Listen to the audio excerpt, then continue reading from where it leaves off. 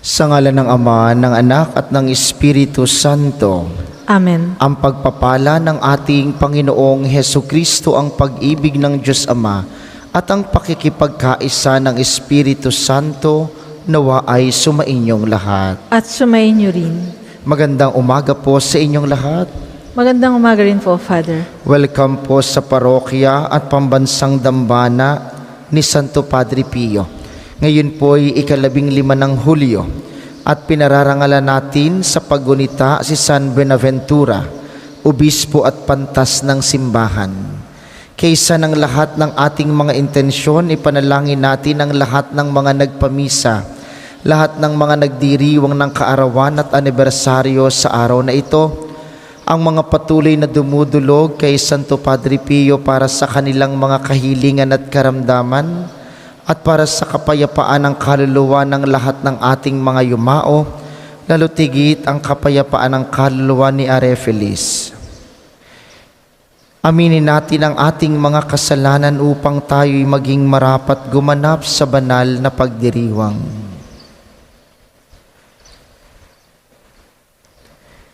Inaamin ko sa makapangyarihang Diyos at sa inyo mga kapatid, na lubha akong nagkasala sa isip, sa salita at sa gawa, at sa aking pagkukulang. Kaya isinasamo ko sa mahal na Birheng Maria, sa lahat ng mga anghel at mga banal, at sa inyo mga kapatid, na ako'y ipanalangin sa Panginoong ating Diyos. Kaawaan tayo ng makapangyarihang Diyos, patawarin tayo sa ating mga kasalanan, at patnubayan tayo sa buhay na walang hanggan. Amen. Ama naming makapangyarihan, sa pagdiriwang namin sa pagsilang sa kalangitan ng obispong si San Buenaventura, umunlad nawa kami sa karunungang itinuro niya upang matularan namin ang maalab niyang pag-ibig sa iyo sa pamamagitan ni Hesukristo, kasama ng Espiritu Santo magpasawalang hanggan. Amen.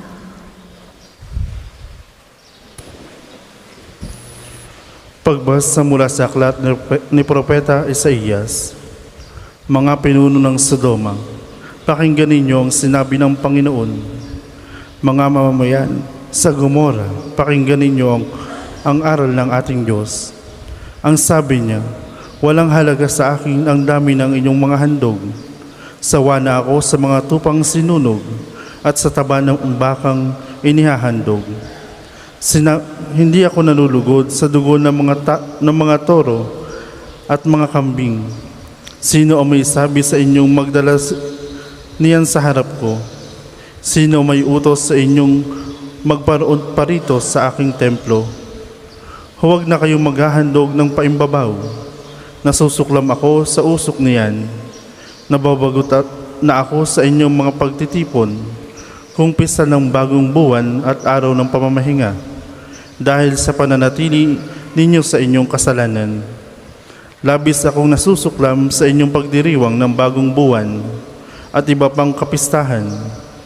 Suyang-saya na ako sa mga iyan at hindi ko na matatagalan. Kapag kayo'y tumawag sa akin, ibabaling ko sa malayo ang aking mukha. Hindi ko kayo papansinin kahit na kayo'y manalangin ng manalangin. Hindi ko kayo pakikinggan sapagkat marami kayong inutang na buhay. Magpakabuti na kayo, magbalik loob sa akin. Talikdan na ninyo ang masasamang gawain. Tumigil na kayo ng paggawa ng masama. Pag-aralan ninyong gumawa ng mabuti. Pairalin ang katarungan, itigil ang pang-aapi, tulungan ang mga ulila, ipagtanggol ang mga balo. Ang salita ng Diyos. Salamat sa Diyos. Salmong tugunan. Ang masunurin sa Diyos ay sasagipin niyang lubos. Ang masunurin sa Diyos ay sasagipin niya ng lubos. Hindi ako nagagalit dahilan sa inyong mga handog, ni sa inyong mga haing sa dambanay sinunog. Bagaman ang mga toro'y hindi ko na kailangan, maging iyang mga kambing at ang inyong mga kawan. Ang masunurin sa Diyos ay sasagipin niyang lubos. Bakit ninyo inuusal yaong aking mga utos? At bakit ang paksa ninyo ay sa tipan natutugod? Pag kayo'y tinutuwid, agad kayong napupuot, at ni ayaw natanggapin yaong aking mga utos. Ang masunurin sa Diyos ay sasagipin niyang lubos. Kahit ito ay ginawa, hindi kayo alumana. Kaya naman ang akala kayo't ako'y magkaisa. Ngunit ngayon panahon nang kayo'y aking pagwikaan, upang inyong maunawaan ang ginawang kamalian. Ang pangaral na nais ko na sa akin ihahain ay handog ng pasalamat, pagpupuring walang maliw.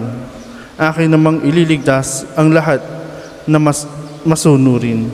Ang masunurin sa Diyos ay sasagipin niyang lubos.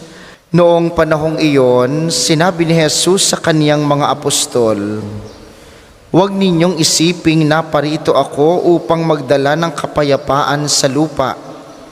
Naparito ako upang magdala ng tabak, hindi kapayapaan. Sapagkat naparito ako upang papaglabanin ang anak na lalaki at ang kanyang ama, ang anak na babae at ang kanyang ina, ang manugang na babae at ang kanyang biyenang babae, at ang kaaway ng isang tao'y ang kanya na ring kasambahay.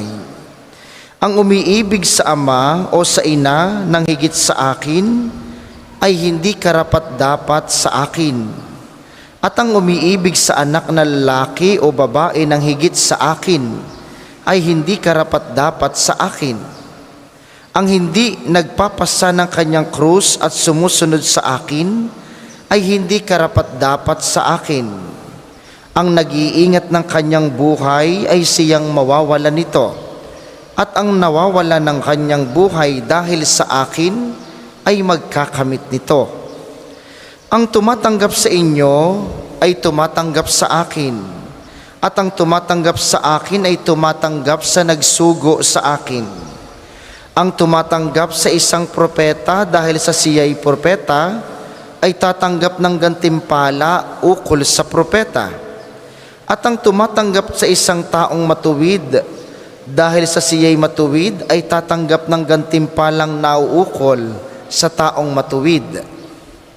At sino mang magbigay ng kahit isang basong tubig na malamig sa isa sa maliliit na ito dahil sa ito'y alagad ko, tinitiyak ko sa inyong tatanggap siya ng gantimpala. Matapos tagubilina ng 12 alagad, umalis si Jesus upang magturo at mangaral sa mga bayang malapit doon.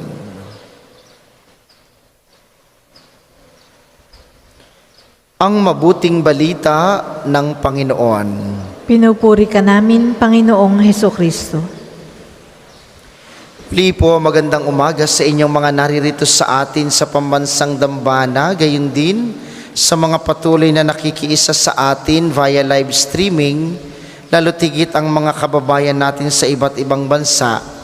Natatanging panalangin para sa mga lagi nating kasama sa misa ng alas 7 ng umaga, ang mga nakikinig sa opisyal na himpilan ng Radyo 95.9, Radyo Totoo dito sa Batangas at mga karatig lalawigan. Ano pong dahilan ng inyong pag-ibig sa kapwa? Anong dahilan ng pag-ibig ninyo sa inyong mga anak? Anong dahilan ng pag-ibig ninyo sa inyong mga magulang? O bakit mo iniibig ang iyong mga kaibigan? Bakit ka umiibig sa ibang tao?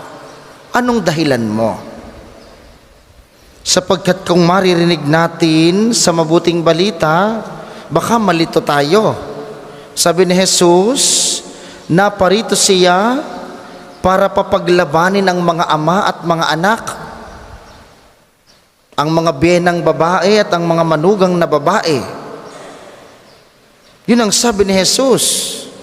Hindi siya naparito para magdala ng kapayapaan. Naparito siya para papaglabanin ang mga magkakasambahay. Kapag kayo ang tiningnan natin, baka malito tayo. Ibig sabihin po ba, Father, hindi ko dapat iniibig ang aking mga kapwa, ang aking mga kapamilya? Mali. Sapagkat ipinaliwanag ni Jesus, sabi niya, kung iniibig mo ang iyong anak o ang iyong magulang o ang iyong kapwa nang higit sa kanya, hindi ka karapat-dapat sa Diyos. Ang ipinapaliwanag ni Kristo sa mabuting balita ngayon, ang pag-ibig na meron tayo sa kapwa, sa pangyayari, sa lugar, sa mga bagay, anumang pag-ibig na meron tayo, dapat ang dahilan dahil mahal mo ang Diyos. Mahal mo ang iyong mga anak, nagtatrabaho ka para sa iyong pamilya dahil mahal mo ang Diyos. Iniibig mo at iginagalang mo ang iyong mga magulang dahil mahal mo ang Diyos. Nagbibigay ka sa iyong kapwa, tinutulungan mo ang mahihirap dahil mahal mo ang Diyos.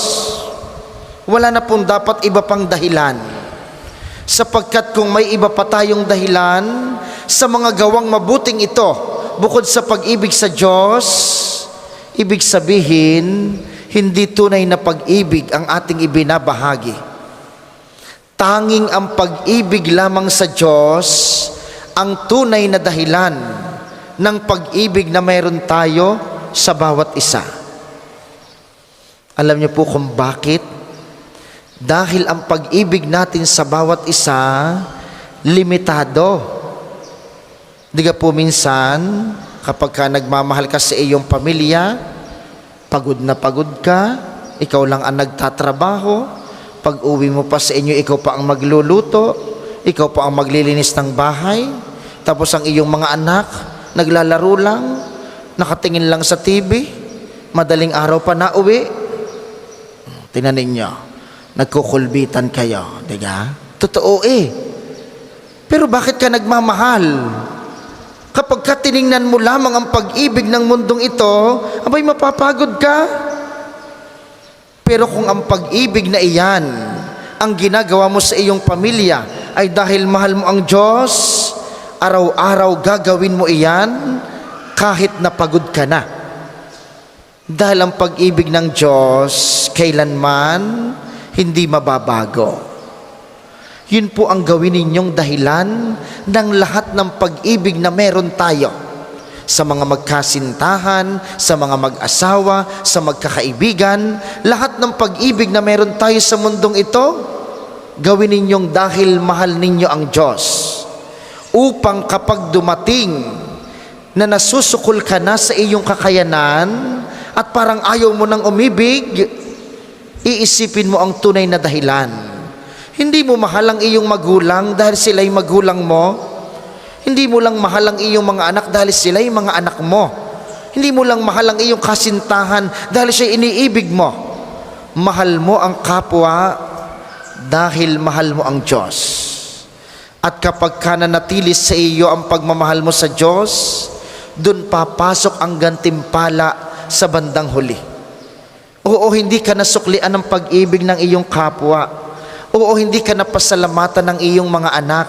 Oo, hindi naging tapat ang iyong kapareha. Pero kailanman ang Diyos hindi magkukulang sa sino mang umiibig sa kapwa dahil sa pag-ibig mo sa Kanya. Kaya nga po sa banal na misang ito, mga minamahal, kay Jesus na ating tatanggapin mamaya sa banal na komunyon, inyo pong sabihin sa Kanya, Panginoon, palaguin mo po ako sa pag-ibig sa iyo upang sa mga limitado kong pakikipagrelasyon at pag-ibig sa kapwa, palagi kong maunawaan na ang lahat ng aking pakikipagrelasyon at pag-ibig sa iba ay dahil iniibig kita, ikaw na dahilan ng lahat sa aking buhay. Para po sa mga maghahandog ng sobre, pakihulog na lamang po sa buslo.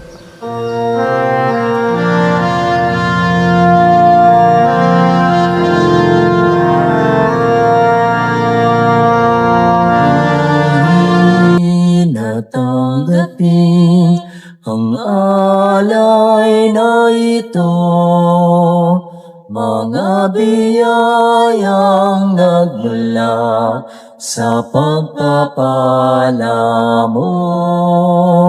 Tanda ng bawat puso pagkat inibig mo. Ngayon'y nananalig, nagmamahal sa'yo. Tanda ng bawat puso pagkat inibig mo. Ngayon'y nananalig, nagmamahal sa'yo. Naming mapagmahal na sa ngalan ng Diyos at buong sinundo sa nagawa. Magsitayo po ang lahat.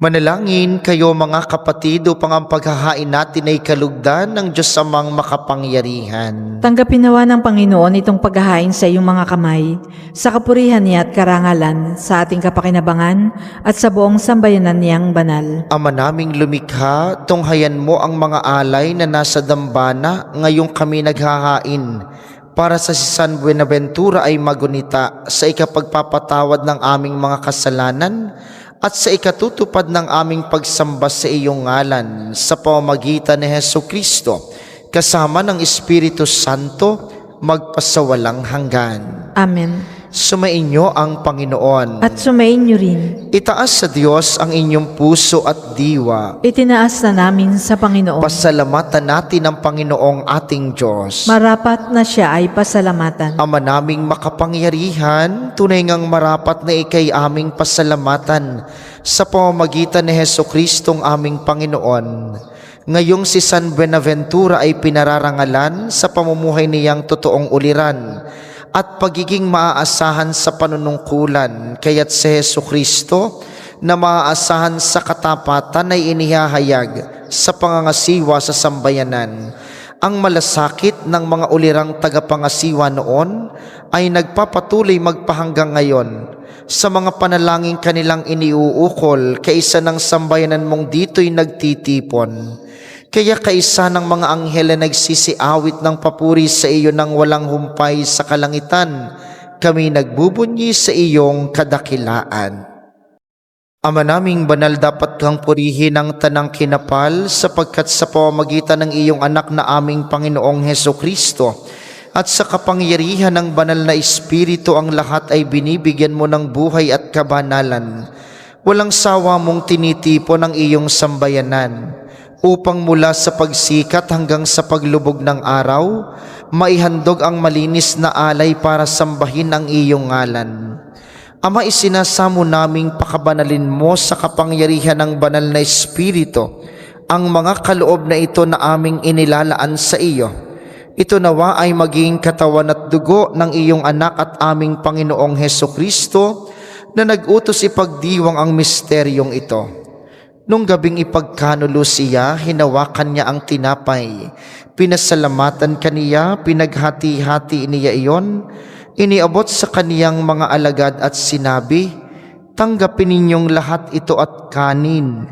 Ito ang aking katawan na ihahandog para sa inyo."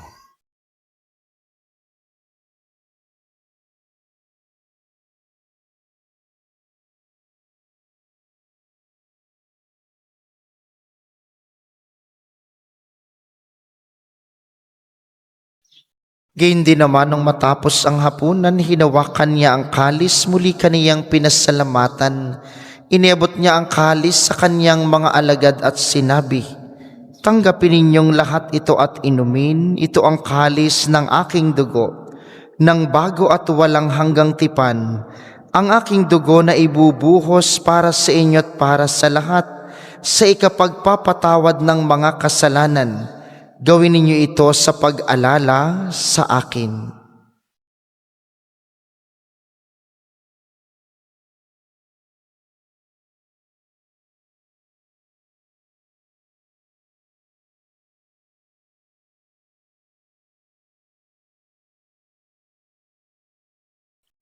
Ipagbunyi natin ang misteryo ng pananampalataya. Si Kristo'y namatay, si Kristo ay nabuhay, si Kristo'y babalik sa wakas ng panahon.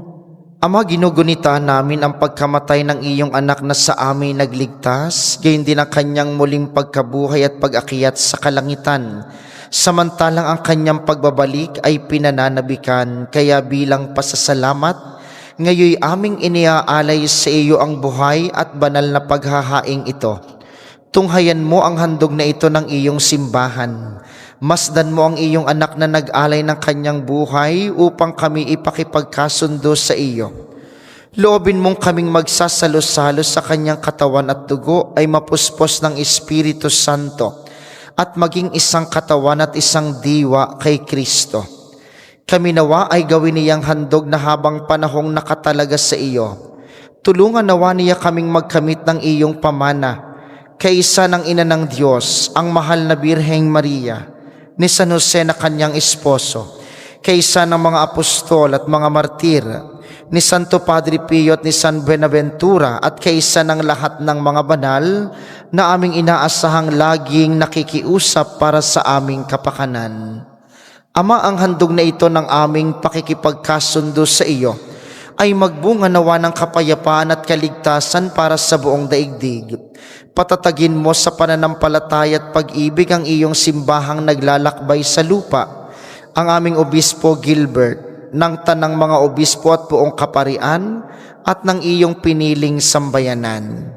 Dinggin mo ang mga kahilingan ng iyong angkan na ngayon tinipon mo sa iyong harapan. Ama ng maawain, kupkupin mo't pag-isahin ang lahat ng iyong mga anak sa bawat panik at sulok ng daigdig. Alalahanin mo si Arefelis na tinawag mo mula sa daigdig na ito. Nung siya'y binyagan, siya'y nakaisa ni Kristo sa pagkamatay. Ngayong siya'y pumanaw, naway makaisa siya ni Kristo sa pagkabuhay. Sa pagbibigay dangal sa aba naming katawan, nagagawing maningning sa liwanag ng pagkabuhay. Kaawaan mo't patuloyin sa iyong kaharian ng mga kapatid naming yumao, at ang lahat ng lumisan na sa mundong ito na nagtataglay ng pag-ibig sa iyo. Kami umaasang magtatamasa ng iyong kaningningang walang maliw, nadadampi sa bawat luha ng dalamhati, sapagkat kapag kaming nasilayan ng iyong kagandahan, kami magiging katulad mo at sasamba kaming walang humpay sa iyo. Sa pamamagitan ng aming Panginoong Hesukristo na siyang pinagdaraanan ng bawat kaloob mo sa aming kabutihan. Sa pamamagitan ni Kristo kasama niya at sa Kanya, ang lahat ng parangal at papuri ay sa iyo, Diyos samang makapangyarihan kasama ng Espiritu Santo, magpasawalang hanggan. Amen. Amen. Amen.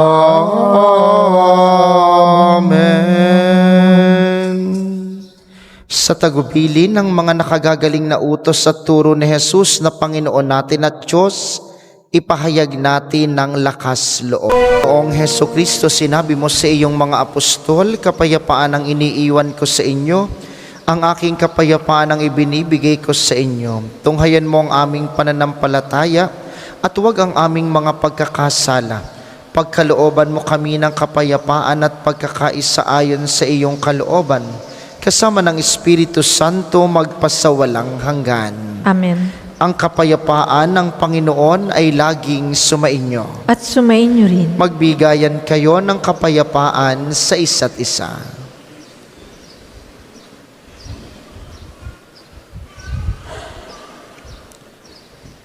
Kordero ng Diyos na nag-aalis ng mga kasalanan ng sanlibutan, maawa ka sa amin. Kordero ng Diyos na nag-aalis ng mga kasalanan ng sanlibutan, maawa ka sa amin.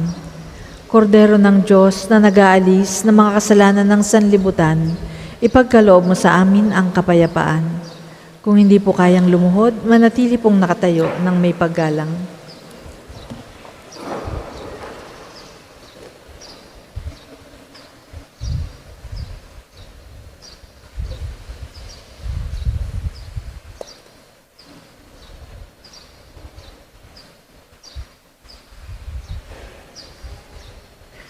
Ito ang kordero ng Diyos, ito ang nag-aalis ng kasalanan ng sanlibutan.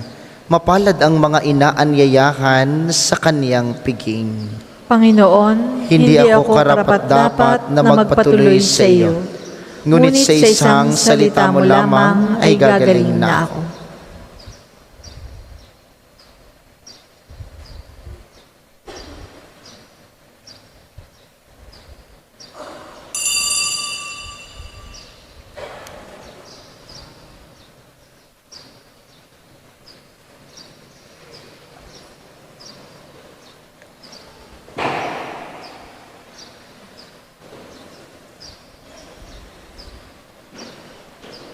Ama naming mapagmahal, kaming nagsipakinabang ay dumadalangin ang pananaligan ng uliran naming si San Buenaventura ay maipahayag namin at ang itinuro niya ay magawa naming ganapin sa pamamagitan ni Hesukristo kasama ng Espiritu Santo magpasawalang hanggan. Amen.